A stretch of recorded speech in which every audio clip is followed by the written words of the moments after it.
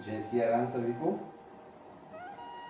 क्या आपको ज्ञान है कि जब राजा दशरथ अपने पुत्रों के साथ अयोध्या वापस लौट रहे थे, राम जी, लक्ष्मण जी, शत्रुघ्न जी और भरत जी के विवाह के बाद, तो उन्हें रास्ते में कौन मिला? आइए, यह हम आपको आज की कहानी में बताएंगे। आज हम आपको वाल्मीकि रामायण के बालकांड के अध्याय 74 की कहानी सुनाएंगे। तो जब महाराज दशरथ के चारों पुत्रों का विवाह हो गया, तो उसके बाद महर्षि विश्वामित्र महाराज जनक से और महाराज दशरथ से आज्ञा लेकर दोबारा से हिमालय पर चले गए, कोशी नदी के किनारे जहाँ उनका आश्रम था, वहाँ पर तपस्या करने के लिए। और उसके बाद महाराज दशरथ ने महाराज जनक से आज्ञा मांगी वापस अयोध्या जाने के लिए। और जब महाराज दशरथ अयोध्या जा रहे थे, तो कन्यादान में महाराज जनक ने उन्हें लाखों गाय, हाथी, घोड़े, रथ, पैदल सैनिक, 1 करोड़ सोने की मुद्राएं और बहुत सारे अनमोल रत्न उन्हें कन्यादान में दिए। इतने अच्छे कन्यादान को प्राप्त कर महाराज दशरथ खुशी खुशी अयोध्या नगरी के लिए निकले और महाराज जनक अपने महल में चले गए।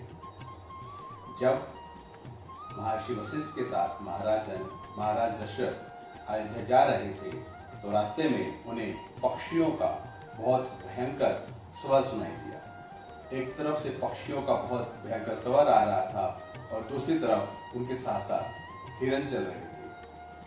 यह देखकर महाराज दशरथ महर्षि वशिष्ठ से पूछते हैं कि इस संकेत का क्या अर्थ है। तो महाराज दशरथ को महर्षि वशिष्ठ बताते हैं कि इसका ये मतलब है कि कुछ भयंकर होने वाला है, परंतु वो जल्दी ही शांत भी हो जाएगा। और महर्षि वशिष्ठ ने यह बात कही ही होती है कि सूर्य के ऊपर अंधकार छा जाता है और बहुत तेज हवाएं चलने लगती हैं।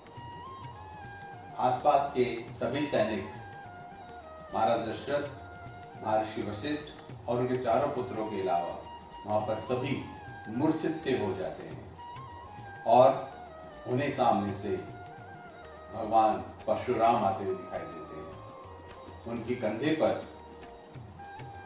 परशु था और उनके हाथ में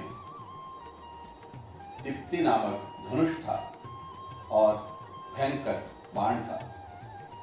उसे देखकर महाराज दशरथ थोड़े से विचलित हो जाते हैं, परंतु उनके राजगुरु वशिष्ठ कहते हैं कि आप मत घबराइए, इनका जो गुस्सा था वो शांत हो चुका है, एक बार सुनिए कि ये क्या कहना चाहते हैं। जब भगवान परशुराम उनके पास आते हैं, तो महाराज दशरथ को देखकर बोलते हैं कि मैं उस राम से मिलना चाहता हूँ जिसने शिव का धनुष तोड़ा है, और अगर सच में वो उतना ही बलशाली है जितना उसे बोला जाता है, तो वो इस धनुष के ऊपर बाण चलाकर दिखाए, उसके बाद में उससे बात करूंगा। और इस प्रकार से आज का अध्याय संपन्न होता है। वाल्मीकि रामायण के अंदर बहुत सारी अद्भुत कहानियां हैं। कुछ ऐसी कहानियां जो शायद आपने पहले कभी नहीं सुनी होंगी।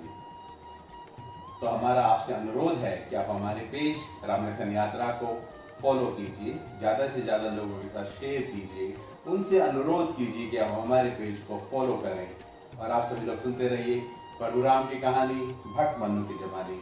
जय सिया राम।